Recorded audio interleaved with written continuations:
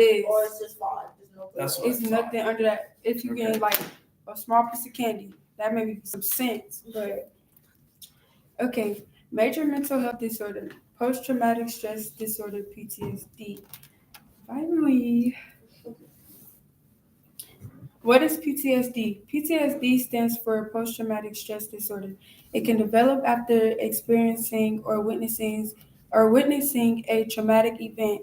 It is common to see in survivors of violence, war, accidents, abuse, and more. Not everyone who experiences trauma develops PTSD. PTSD happens when a person's natural stress response doesn't return to normal after trauma. It affects thoughts, feelings, and daily life. It's a serious but treatable mental health disorder. Causes of PTSD. Exposure to trauma such as an assault or maybe even natural disasters, childhood abuse or neglect, a sudden loss of a loved one, high stress, jobs. PTSD can happen to anyone, but certain experience and lack of support can increase the risk. Early help and support make big differences. A few symptoms of PTSD could be flashback, nightmares, as well as intrusive memories, negative thoughts or moods, the feeling of guilt, shame, or feeling detached, trouble sleeping, anger, or being easily started. These symptoms can last months or even years. They can seriously affect relationships of any sort, work, and quality of life. Diagnosis. Tools that can be used to get a diagnosis. There are clinical interviews and can also look at PTSD skills, critical checklists. There are similar diagnoses like depression, anxiety, adjustment disorders. Yeah. And now I have a video. Oh yeah. Do we have to search it up probably? Um, Should I search like TED Talk PTSD? yeah. Let's Maybe try. I can find. Wait, this was the one where it's time, but I forgot about that. You wanted us to do it for long. It's right there. For a super long time. That Yeah.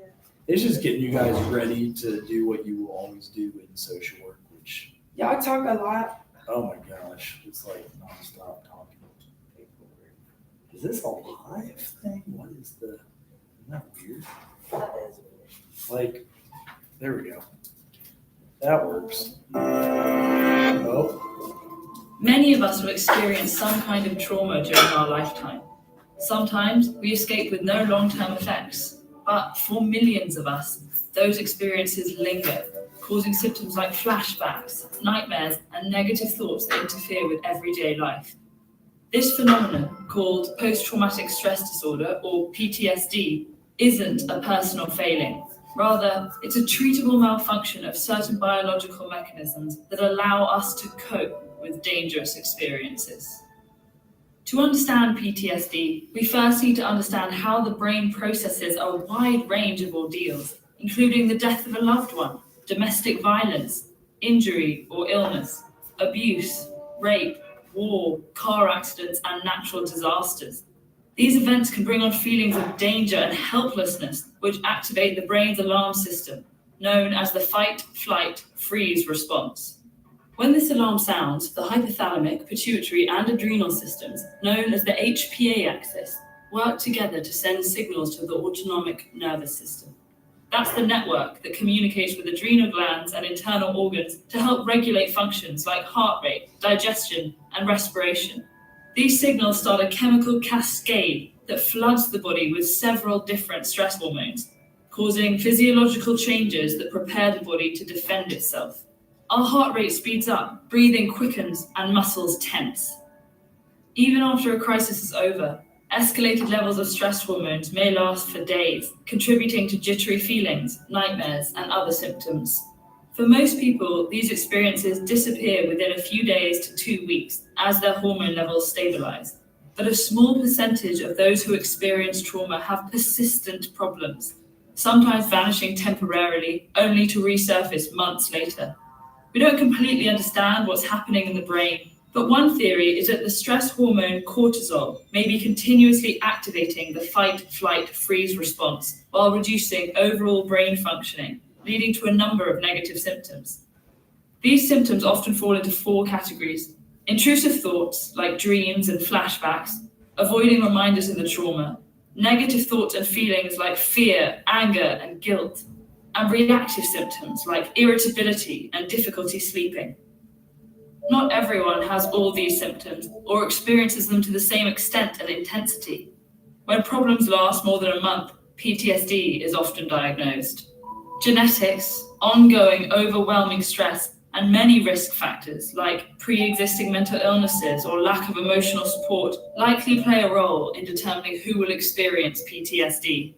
But the underlying cause is still a medical mystery.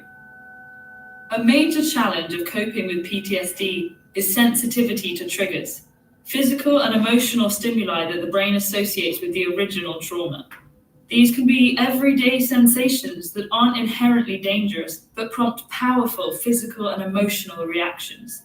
For example, the smell of a campfire could evoke the memory of being trapped in a burning house. For someone with PTSD, that memory activates the same neurochemical cascade as the original event. That then stirs up the same feelings of panic and helplessness, as if they're experiencing the trauma all over again. Trying to avoid these triggers, which are sometimes unpredictable, can lead to isolation. That can leave people feeling invalidated, ignored, or misunderstood, like a pause button has been pushed on their lives while the rest of the world continues around them. But there are